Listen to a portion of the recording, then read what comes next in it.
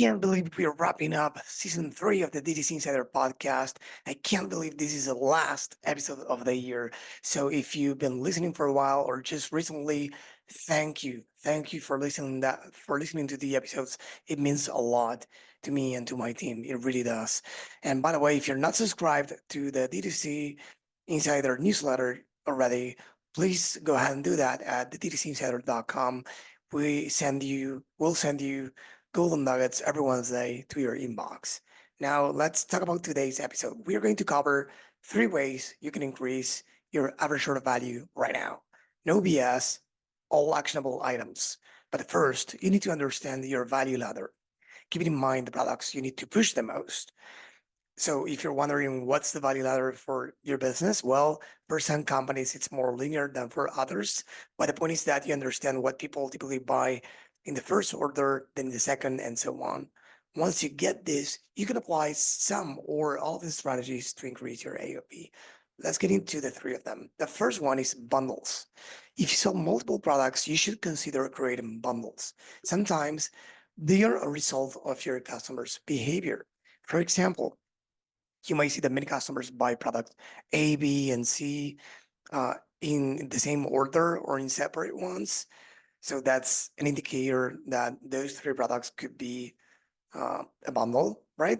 For some others, it could be something that you think that will work because you're releasing something that say, hey, you know, this might just work, even though I haven't seen any specific behavior already. I think this could work. So you can test them out. Of course, you don't expect the first bundle you create to be a success, but you should keep A/B testing the same thing you do with everything, or you should be doing with everything, your ads, email, landing pages, etc. Right? The offer is no exception, and the bundles are part of the offer. Regardless of the option or of the case, whether you saw these people buying these items in the first order or whether you thought they were a good idea, creating great bundles will have 2 main effects. One, of course, it will increase your average order value because these people will spend more than if they bought them separately. And it will make your customers' lives easier because let's say they wanted these products, they'll need to add them to cart separately. And let's say I added only one of those products to my cart. I would be missing out on buying the other one that if you think would be a great addition to me or a great recommendation for me, I would be missing out in getting them. So why don't create a bundle to create those effects, right? If you don't know where to start creating bundles, look at these 2 things.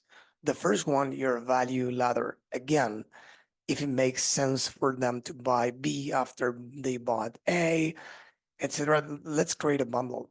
You don't need to mandatorily create bundles, right? But if you have a value ladder in which people buy one thing and then in the same order or in a future order, they buy the other products, then of course you should consider doing that. Sometimes you can stack, you can create like a bundle for one item. Like if they buy in bulk, they get a discount, etc. So it could be a different thing. The second thing to consider is what your customers order over time.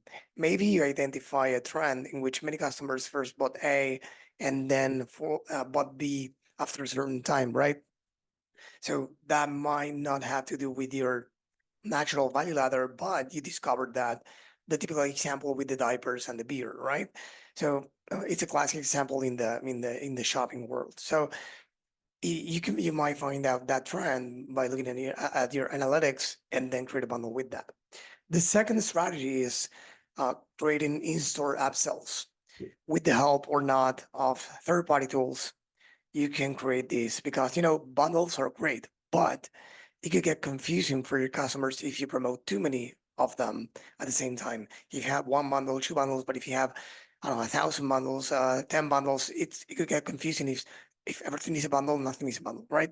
So this is where in-store upsells come in handy. When someone adds products, I don't know, product A to the cart, you can suggest adding products B and C. This is highly recommended as you can almost effortlessly increase the AOV, the average order value by doing that.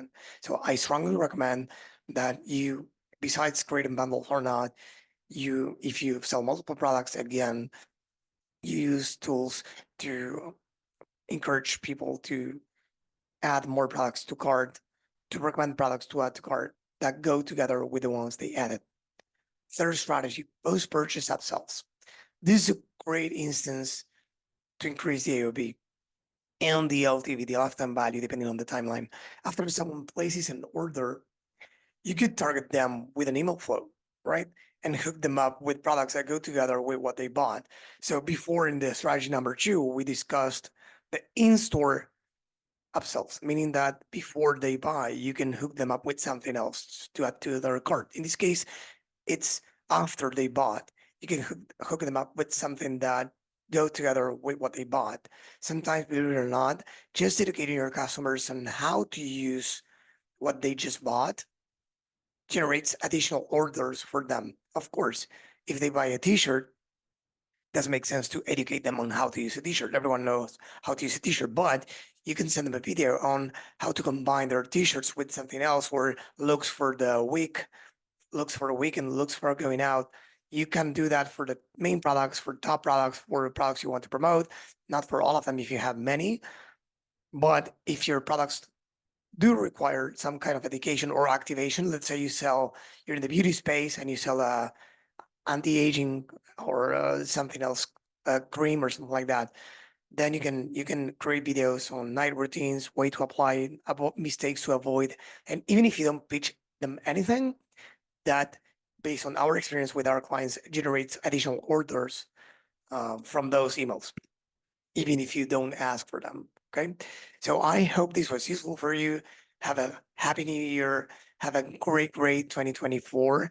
And we'll see you in the next one. Thank you.